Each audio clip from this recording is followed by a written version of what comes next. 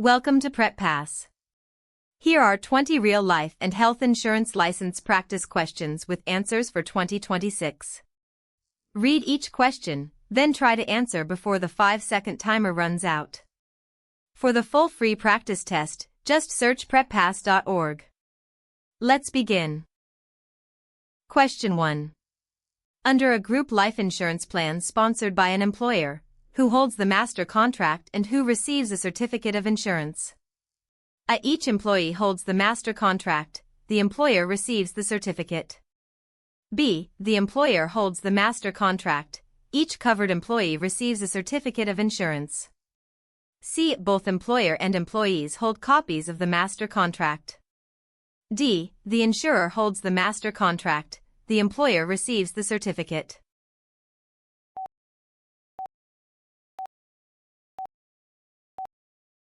The correct answer is B. In group life insurance, the sponsoring employer, or association, is the policy owner and holds the single master contract. Each insured employee receives only a certificate of insurance summarizing coverage, beneficiary, and conversion rights. Question 2. An employee with $100,000 of group term life coverage is terminated. How long does she have to convert to an individual permanent policy without proof of insurability? A. 10 days. B. 21 days. C. 31 days.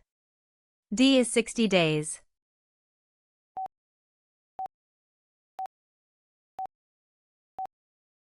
The correct answer is C. California group life law requires a 31-day conversion privilege following termination of group coverage. The departing employee may convert to an individual permanent policy at her attained age with no evidence of insurability. Question 3. Under Internal Revenue Code Section 79, how much employer-paid group term life coverage on an employee is excluded from the employee's taxable income? A. The first $50,000. B. The first $25,000. C. The first $100,000. D. All employer-paid coverage regardless of amount.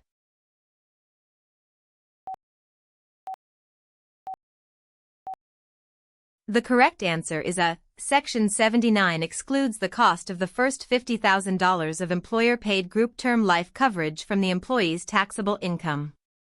The cost of coverage above $50,000, calculated from IRS Table I, is imputed income on the employee's W-2. Question 4. Which federal agency has primary responsibility for enforcing ERISA's fiduciary, disclosure, and reporting rules for employer-sponsored benefit plans? A. The Securities and Exchange Commission, SEC. B. The Internal Revenue Service, IRS. C. The Federal Trade Commission, FTC. D. The U.S. Department of Labor, DOL.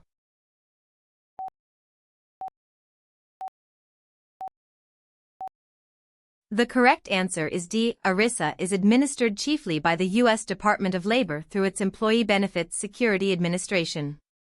The IRS handles tax qualification of pensions and the PBGC insures certain defined benefit pensions, but frontline fiduciary and disclosure enforcement is DOL. Question 5. An annuity is best described as protection against which risk? A. Dying too soon and leaving dependents without income. B. Living too long and outliving one's savings.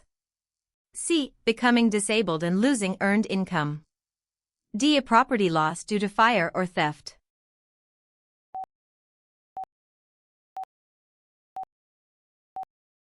The correct answer is B. An annuity is the mirror image of life insurance.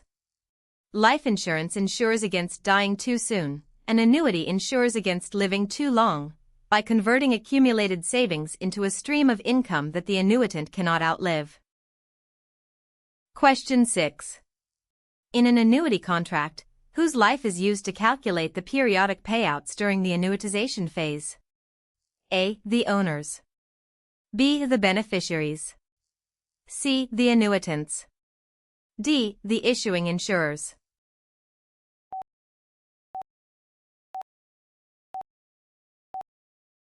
The correct answer is C. The annuitant is the natural person whose life is the measuring life for the payout calculation. Owner and annuitant are often the same person, but they need not be. The beneficiary receives any remaining value only if the owner dies before annuitization. Question 7. In a fixed annuity, who bears the investment risk on the funds the owner has paid in? A. The insurance company. B. The contract owner. C. The annuitant only. D. Both the owner and the annuitant equally.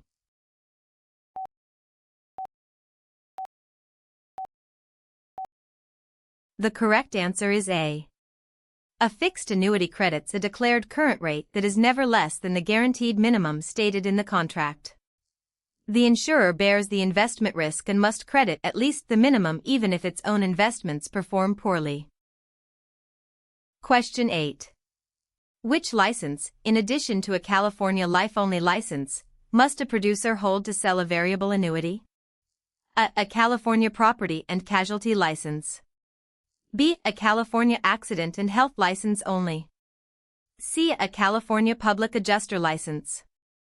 D. A FINRA securities license, Series 6 or Series 7.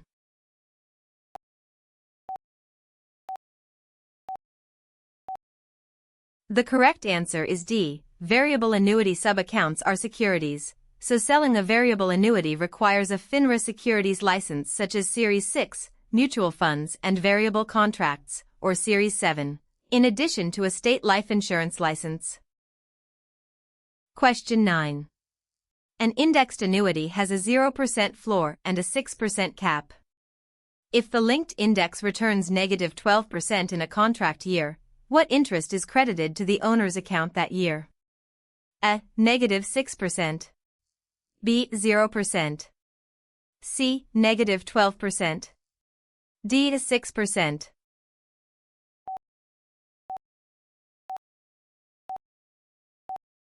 The correct answer is B. The floor prevents loss in a down year. With a 0% floor, the worst that can happen is that no interest is credited. The owner's principal is not reduced because of the index decline. The cap would only matter in an up year, limiting an above cap gain. Question 10. Which statement best describes a single premium annuity? A. It is funded by ongoing flexible payments over many years. B. It is funded by both an initial premium and required annual top-ups. C. It is funded by one lump sum payment. D. It cannot accept any premiums after the first year of the contract.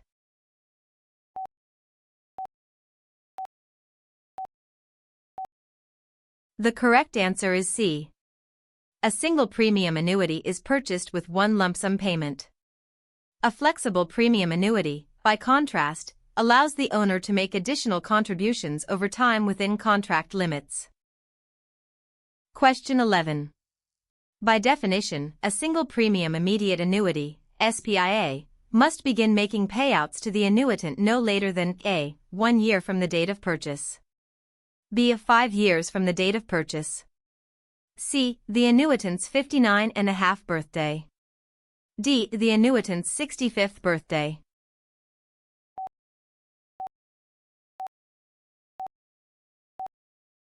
The correct answer is A. An immediate annuity, including a SPIA, must begin making periodic payouts within 1 year of purchase, which is what distinguishes it from a deferred annuity. The 59.5 rule is a tax rule about early withdrawal penalty, not a payout start rule. Question 12.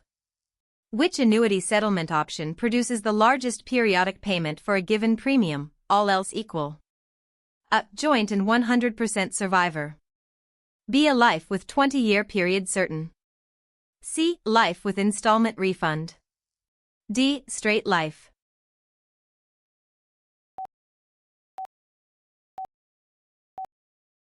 The correct answer is D. Straight life produces the highest periodic payment because payments end at the annuitant's death, with nothing payable to a survivor or beneficiary.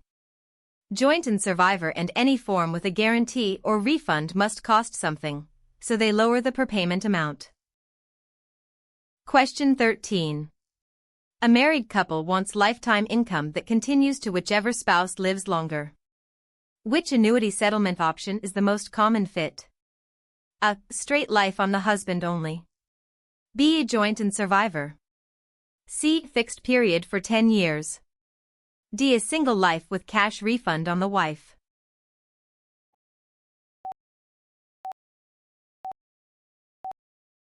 The correct answer is B. Joint and survivor pays as long as either annuitant is alive, with the survivor commonly receiving 100%, 75%, or 50% of the original payment. It is the most common payout choice for married couples seeking lifetime income for both. Question 14. What is the additional IRS penalty, on top of ordinary income tax, for taking a taxable withdrawal from a non-qualified annuity before age 59.5? A. 5%. B. 7.5%. C. 10%. D. 20%.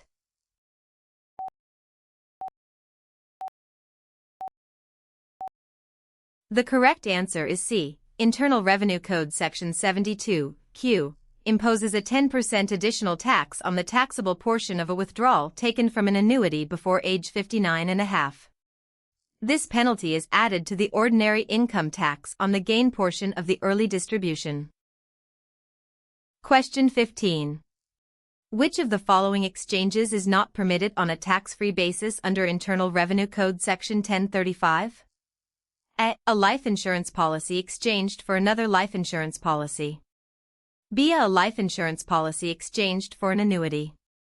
C. An annuity exchanged for another annuity. D. An annuity exchanged for a life insurance policy.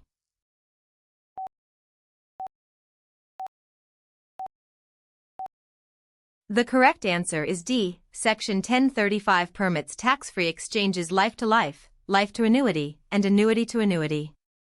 The one direction not allowed is annuity to life, because that would convert taxable annuity gains into a life insurance death benefit and undercut the tax rules.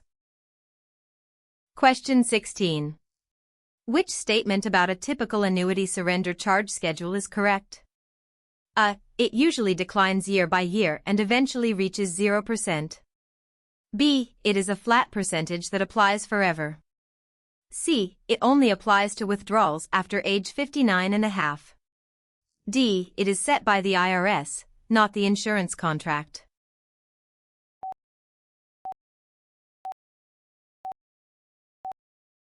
The correct answer is A. Annuity surrender charges typically follow a declining schedule such as 7%, 6%, 5%, 4%, 3%, 2%, 1%, 0%, ending at 0 after the surrender period. The schedule is a contract provision, not an IRS rule. Question 17. During the accumulation phase of a non-qualified deferred annuity, how is the interest credited inside the contract treated for federal income tax purposes? A. Taxed each year as ordinary income whether withdrawn or not.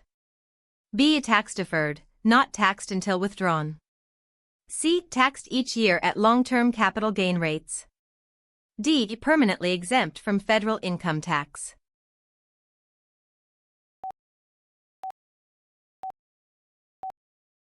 The correct answer is B.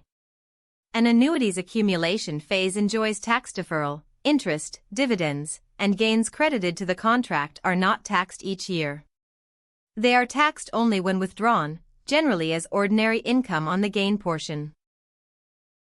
Question 18. Which of the following is not one of the eligible group categories for group life insurance in California? A. Employer-employee group. B. Labor union group. C. Random group of unrelated individuals who walk into the same agent's office. D. Debtor-creditor group.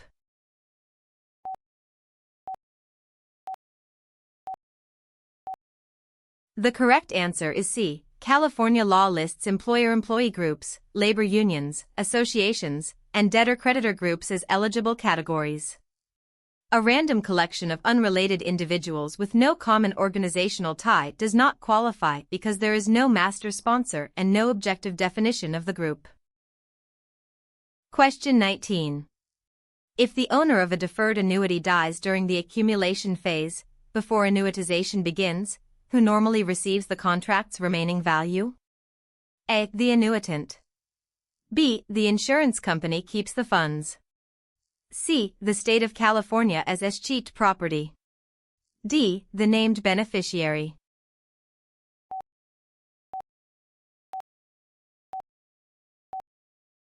The correct answer is D. During accumulation, the named beneficiary receives the contract's remaining value if the owner dies.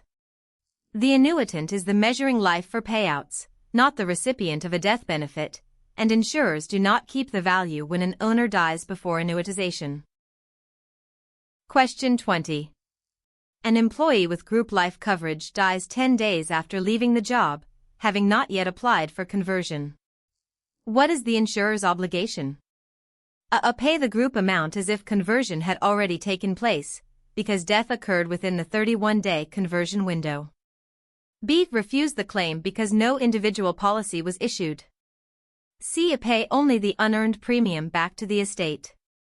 D. Pay 50% of the group amount as a compromise.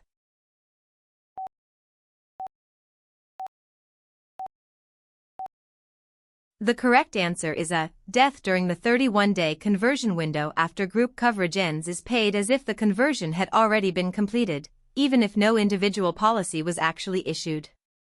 This is a statutory protection in California group life law. That's all 20 questions. Want the full insurance practice test with hundreds of questions, completely free? Just search preppass.org. Good luck on your exam.